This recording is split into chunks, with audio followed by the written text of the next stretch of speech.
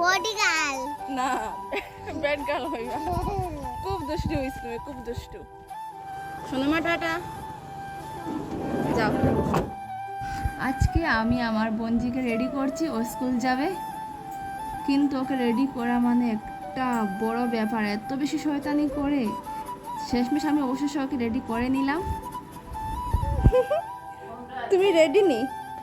হ্যাঁ, স্কুলে যাইতে কিন্তু তুমি এখন বলো আমি স্কুলে যাই। আমি স্কুলে যাই। সুন্দর করে বলো, বলো আমি স্কুলে যাচ্ছি। আমি স্কুলে যাচ্ছি। কলিগ দেখা করছি। শোনো মা, শোনো বাবা মা, গাড়ি কোন সময় আইব? চলিলে যাই। দুষ্টুমি তুমি দুষ্টুমি করে। তুমি আমি করি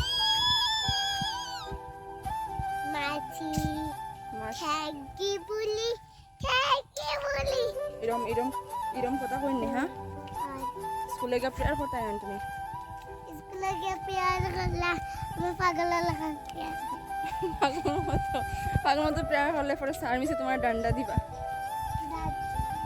সবাই কইবা ব্যাড গার্ল। সবাই কইবা বডি গার্ল না ব্যাড গার্ল হইবা। খুব দুষ্টু হইছ তুমি, খুব দুষ্টু। এখন গাড়ি আই দিব নি? আমরা কত সময় লাগাইতাম কেন? এটা গাড়ি নাই তো। এত বেশি যে দুষ্টুমি করতে পারে, কথা বলতে পারে। তারপর আমি ওকে নিয়ে রোডে এসে গেলাম, এখন ওর গাড়ি আসার অপেক্ষা করছি। গাড়ি আসবে, এক জিনিস বলো আরেক জিনিস বলবো, কিন্তু এমনিতে ভালো আছে, কিন্তু দুষ্টুমিটা একটু বেশিই করে। তারপর ওর গাড়ি এসে গেল আর আমি ওকে গাড়িতে নিয়ে দিলাম।